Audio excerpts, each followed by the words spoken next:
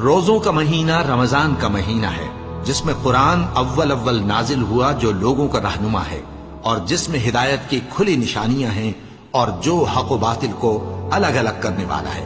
تو جو کوئی تم میں سے اس مہینے میں موجود ہو چاہیے کہ پورے مہینے کے روزے رکھے، اور جو بیمار ہو یا سفر میں ہو تو دوسرے دنوں میں روزے رکھ کر ان کا شمار پورا کر لے۔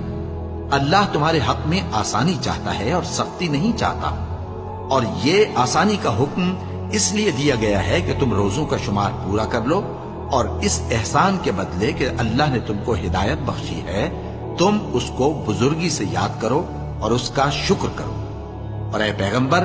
جب تم سے میرے بندے میرے بارے میں دریافت کریں تو انہیں معلوم ہو کہ میں تو تمہارے پاس ہی ہوں۔ جب کوئی پکارنے والا مجھے پکارتا ہے تو میں اس کی دعا قبول کرتا ہوں، تو ان کو چاہیے کہ میرے حکموں کو مانیں اور مجھ پر ایمان رکھیں تاکہ نیک رستہ